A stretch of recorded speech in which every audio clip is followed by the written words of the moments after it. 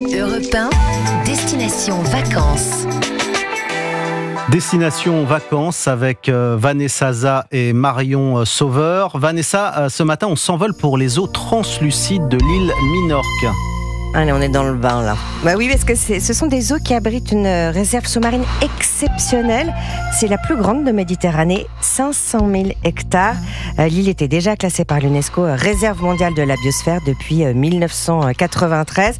Donc vous imaginez, ça en fait un véritable Éden, en plein cœur des Baléares. Moi j'aime beaucoup cette île, elle est restée très authentique, contrairement aux autres. Alors c'est vrai qu'elle attire quand même de plus en plus de touristes, beaucoup de Français d'ailleurs, mais le développement durable, l'agrotourisme reste vraiment leur priorité, donc ils font très attention. Et en parlant d'agrotourisme, vous nous avez déniché de belles adresses secrètes signées les domaines de Fontenille. Exactement, des adresses dans un esprit maison. Vous approuvez, Marion, les domaines de Fontenille, bien sûr. Une référence toujours très bohème, chic. Alors la première, elle se situe à côté d'Alayor. C'est Torrevieja. Alors ça, c'est une finca minorquine qui est entièrement restaurée. Alors très simple, très élégante. Et au centre de la maison, il y a évidemment une tour, d'où le nom Torrevieja. Voilà. Et on est au cœur d'un domaine de 200 hectares et donc des terres agricoles, avec des vignes, des oliviers, des champs d'immortelles, de romarins. On ne peut acheter des fincas que si on exploite les terres agricoles. Ça, faut le savoir. Donc on est dans un paysage très minéral, méditerranéen, et alors qui se déroule jusqu'à la mer. Et parmi les expériences que l'hôtel propose, il y en a deux à ne pas rater. Il y en a une qui se déroule sur la falaise, les cours de yoga du matin, voilà, et l'apéritif tapas face au coucher du soleil. Alors ça, c'est super, mais parce que, en plus, on rejoint justement ce campement qui est complètement éphémère, en mini-moque. Voilà, il y a un petit air de Out of Africa, voilà, très sympa. Et puis côté papille, Marion, les plats les plus simples sont les meilleurs, les patatas bravas ou le gazpacho. Voilà, une petite merveille. On est en vacances. Voilà. Et quelle est leur seconde adresse ? Alors, Santa Ponsa. Cette fois-ci, cette maison de famille, c'est un ancien palais du 17e. On est en pleine verdure, 100 hectares de jardins à l'andalouse. Alors, il y a des palmiers, des citronniers, des grenadiers, des pistachiers, des herbes aromatiques. Voilà. Et donc, tout ce qui pousse atterrit bien dans votre assiette. Super. Voilà. Génial. Et voilà. Cet endroit, c'est l'âme historique de l'île. Cette terre abrite un trésor, les fameuses carrières de pierre, d'où les Minorcains ont extrait les pierres de Marès pour construire leur maison pendant plus de 2 siècles. Et voilà, donc là, on reste dans l'histoire, dans les traditions, dans cette partie de l'île. Et en parlant de tradition, tout l'été, il faut aller dans les villages minorquins parce qu'on célèbre évidemment le cheval minorquin. Allez-y, il doit faire normalement le bot, c'est-à-dire se cabrer. Et vous devez être le premier à toucher son cœur. Voilà, pour être protégé toute l'année. À vous de jouer. Merci Vanessa, je me tourne maintenant vers vous, Marion Sauveur. Marion, chaque jour de cet été, vous cuisinez nos produits de saison. Alors hier, vous étiez là dans le studio avec un poulet cru en plus. Exactement. Un peu bof, c'était pas très appétissant le matin.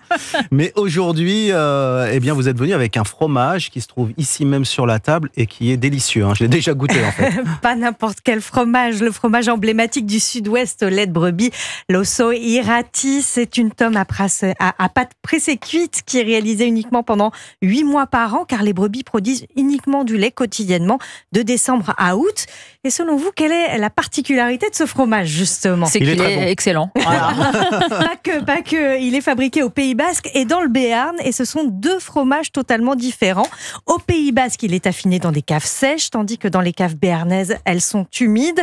Le basque est plus sec en bouche, parfumé, aromatique, alors que le béarnais a une croûte humide, une pâte onctueuse et fondante. Le fromage basque est aussi un petit peu plus petit que le béarnais, et c'est donc un béarnais que vous avez goûté et qui est dans le studio aujourd'hui. Et comment vous nous proposez de le cuisiner, cet osso irati, Marion ?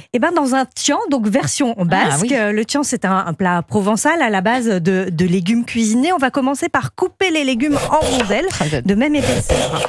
On réalise des lamelles aussi d'osso irati et on dispose les légumes et le fromage dans le plat en les alternant. On parsème de gousses d'ail en petits dés, de piment d'Espelette bien sûr en poudre, un petit peu d'huile d'olive et direction le four pour 1 heure. Et le fromage va fondre tout doucement entre les tranches de légumes. Et chaque jour, vous nous conseillez aussi de belles adresses. Où est-ce que vous nous emmenez ce mercredi ? On part à Biarritz, dans un restaurant de Palace, la Rotonde à l'hôtel du Palais, où vient d'arriver le chef Christophe Scheller. Il travaille l'osso irati dans une polenta bien crémeuse au maïs grand roux, spécifique du Pays Basque. Elle accompagne une volaille aradoa, une variété qui est là aussi locale et avec quelques girolles. Cette fois, la volaille est pas crue. Oui. Très belle adresse, vous en avez une autre ? Oui, sur la route de l'osso irati chez les producteurs pour une journée festive autour du fromage. Et c'est ce jeudi.